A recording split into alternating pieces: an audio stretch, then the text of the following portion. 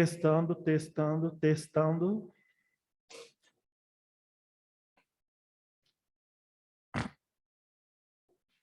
Isso aí, ele atende melhor.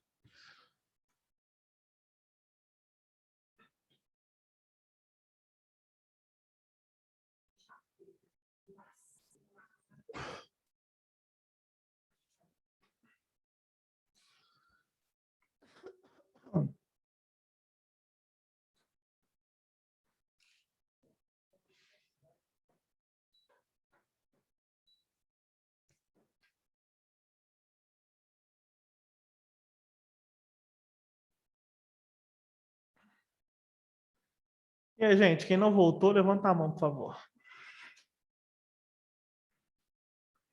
Parece todo mundo aí.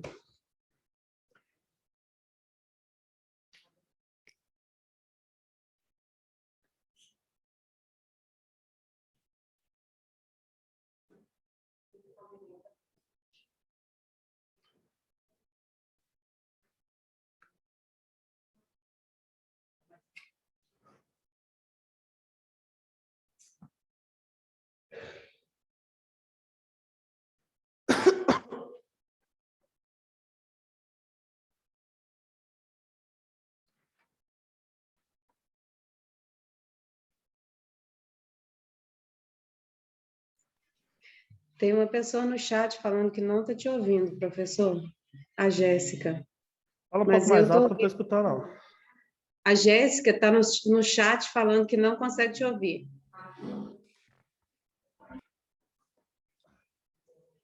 Pede para ela tentar o link do WhatsApp, por favor.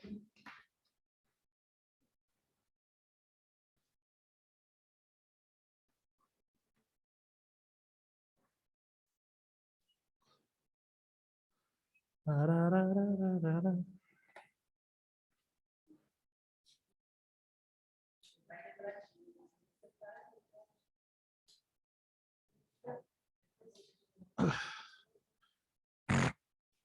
O amor supera tudo.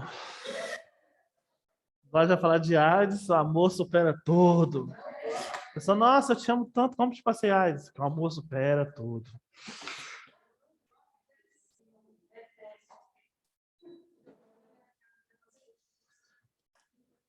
AIDS, que é a sigla americana em inglês da Síndrome da Imunodeficiência Adquirida. Que é Acquired, não sei o quê, e aí vai.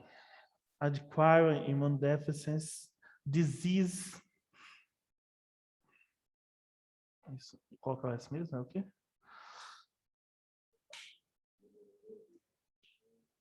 Não lembro como é que é a síndrome em inglês.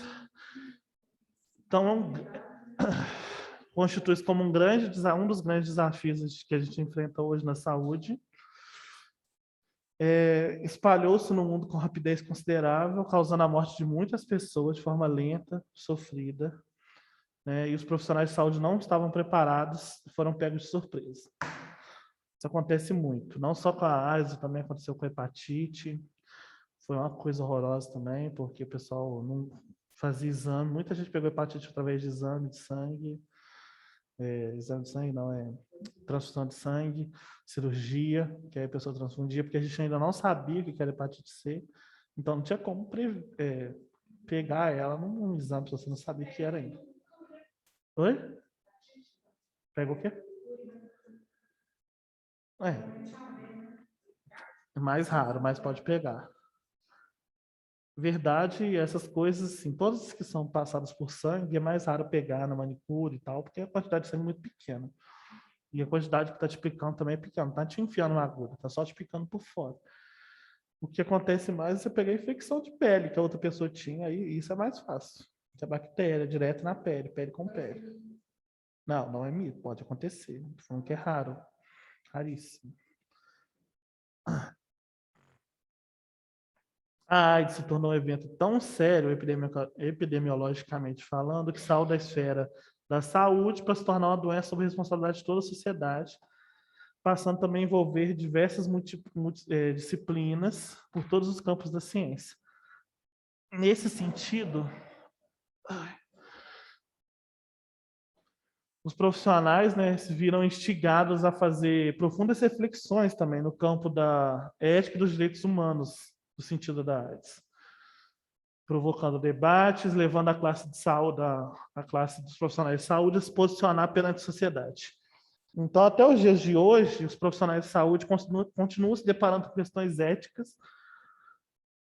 no sentido da AIDS, principalmente, porque é uma coisa muito complexa. Ao mesmo tempo que a AIDS é uma doença individual e vai dizer respeito àquela pessoa específica, ela também é um problema de saúde pública que vai dizer respeito a toda a população como um todo.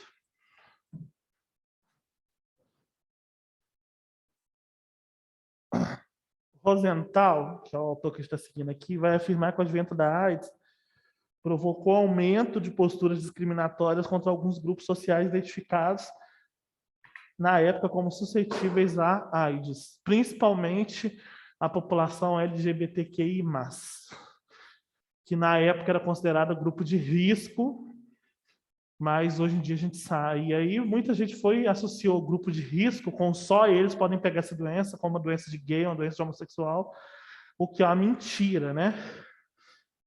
Muita gente até hoje ainda fala isso, mas é uma mentira deslavada. Tanto é que a AIDS hoje em dia tem muitos idosos com AIDS, porque pegam, principalmente o marido vai lá, atrai a mulher com várias pessoas e tal, então os dois idosos com a AIDS, porque achavam que o risco era de, por exemplo, sexo anal que pegava AIDS, quando na verdade qualquer tipo de sexo você pode pegar AIDS.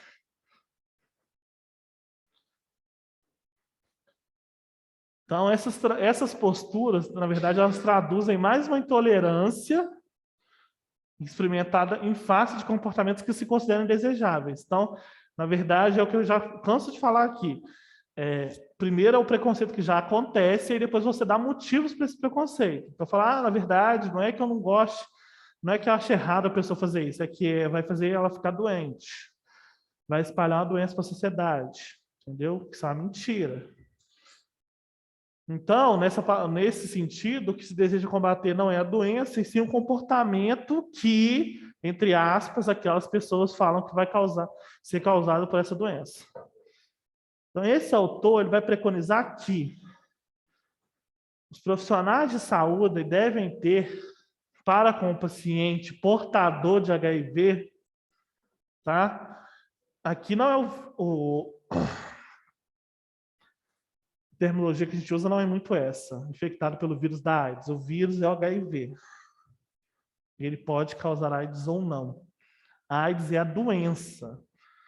Então, se a pessoa está... Então, a pessoa é portadora de HIV, não necessariamente ela tem AIDS. Entendeu? Porque a AIDS é quando se manifestam os sintomas. Se a pessoa, por exemplo, antes de manifestar a primeira vez o sintoma, já fez o teste, descobriu que tinha e sempre tratou e nunca teve sintoma, ela nunca teve AIDS. Ela é portadora do HIV.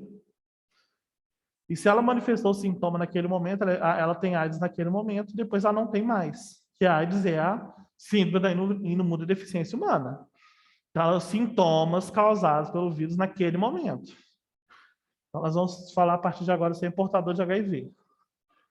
Então, ele vai preconizar que esses profissionais devem ter, para com esse paciente infectado pelo HIV, portador do HIV,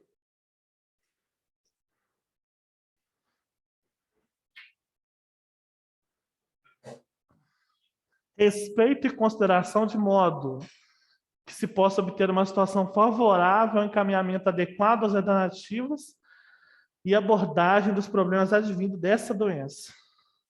Além disso, é imprescindível que o profissional busque depreender-se do seu próprio preconceito, da sua própria moral, da sua própria ética, para que tenha uma postura profissional diante desse paciente, desse usuário.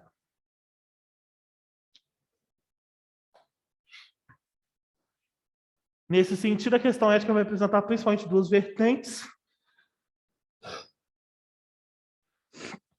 Deve o profissional, tanto médico, enfermeiro, técnico de enfermagem, ter presente a natureza da profissão e principalmente a finalidade, ou seja, os códigos de ética.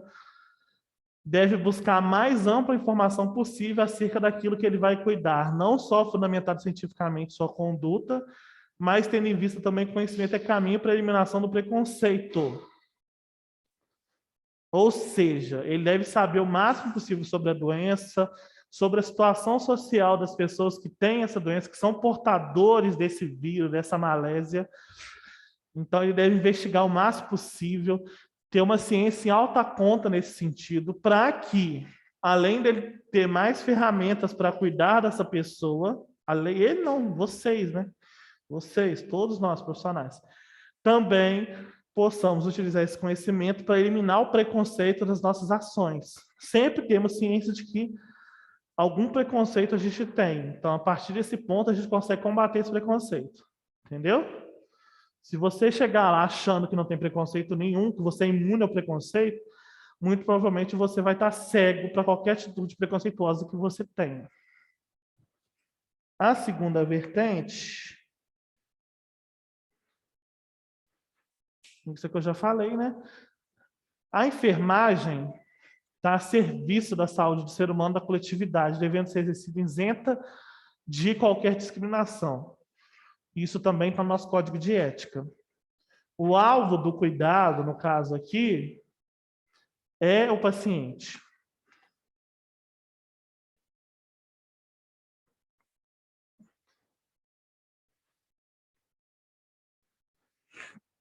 Ele vai encerrar sua reflexão com esse enxerto aqui. Excerto. Que o médico não pode recusar-se a atender o portador de doença sob alegação de risco profissional ou de ser infectado, porque a sua função é exatamente essa.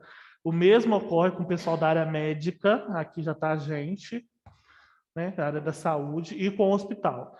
Deve o médico ou qualquer tipo de profissional guardar absoluto respeito sobre a vida humana, atuando sempre em benefício do paciente, jamais utilizar conhecimentos para gerar sofrimento físico ou moral, para extermínio do ser humano ou para permitir acobertar tentativa contra a dignidade e a integridade. Existe, por exemplo, casos de pessoas que marcam a folha de prescrição com a pessoa portadora de HIV. Não está errado, se for marcar só a folha de prescrição, que só a gente tem acesso, não está errado. Não era necessário, primeiro não era necessário, porque qualquer procedimento invasivo que você for fazer, você vai fazer com toda a proteção, toda a biossegurança. Então, dá na mesma, se a pessoa tem AIDS ou não. Você vai usar luva, você vai usar touca, você vai usar gorro, mas também não está errado, então não tem importância. Só que essa identificação não pode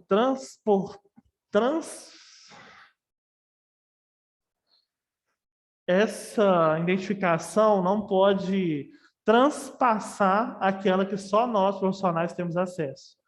Ou seja, você não pode colocar uma sigla lá na identificação do leito do paciente, por exemplo. Não pode colocar uma cor diferente, porque se o outro paciente tiver acesso àquilo, souber, ou tiver um parente que é técnico de enfermagem, médico, enfermeiro, tiver falado com ele, ele vai saber. Aí você vai estar divulgando uma informação que é sigilosa daquele paciente para os outros pacientes.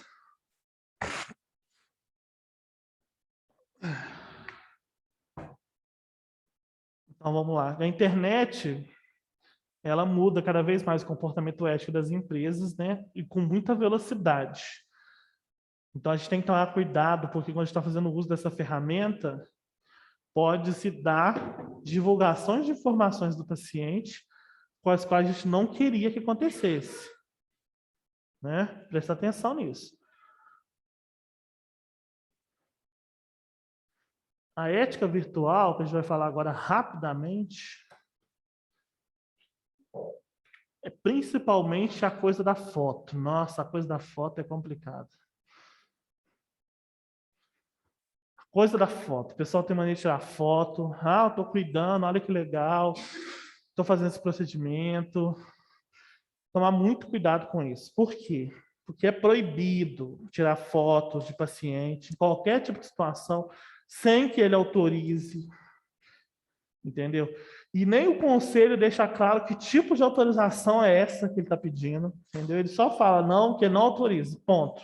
Então, ele não sabe, não fala se é por escrito, se é a pessoa falando.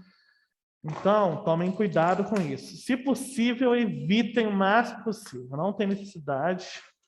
Entendeu? Se você for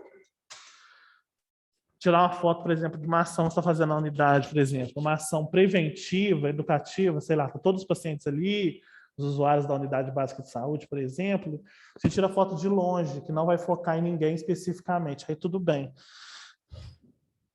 Agora, foto com as pessoas próximas, identificando as pessoas, é complicado. E divulgação também desse material é pior ainda, entendeu? A forma que você divulga isso é pior. Então, tomem muito cuidado. Vídeos, nome do paciente, histórias do paciente.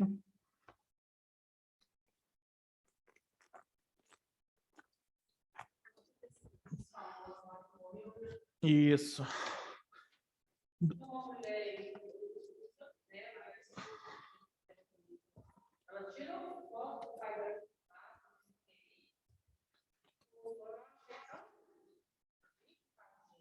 Ela é usuária. Tirou, a família dela que se resolva com ela. Diferente, a gente é pior. Ah.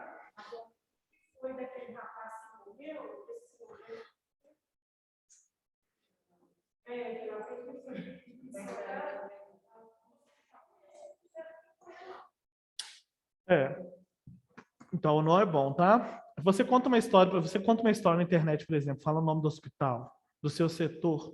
Você pode não falar o nome do paciente, mas está praticamente identificando o paciente. Dá margem para ele ver essa mensagem lá e falar, você está falando do meu caso. Então, cuidado dos locais que vocês vão divulgar esse tipo de coisa. Se por fim, evitem. É como as histórias que eu contei aqui, por exemplo. A gente está no meio técnico, só está nós aqui e tal. Eu contei histórias sem falar o nome do meu paciente, sem dar detalhes, muitos detalhes, só falei o nome da pessoa, nem falei o nome da pessoa, só falei assim, o sexo, o que a pessoa tinha e só. Como se fosse um caso clínico, exatamente para vocês terem uma certa experiência daquilo. Mas eu não divulguei isso na internet, por exemplo. E às vezes você divulga com indignação, falando, absurdo que está acontecendo isso no hospital tal. Mesmo assim, está errado. Essa pessoa pode não concordar. Vamos para o nosso código. Código de ética da enfermagem. De acordo com Jorjão, do código, sempre que se fala em virtudes profissionais, faz necessário mencionar a existência dos códigos de ética profissional, as deontologias profissionais.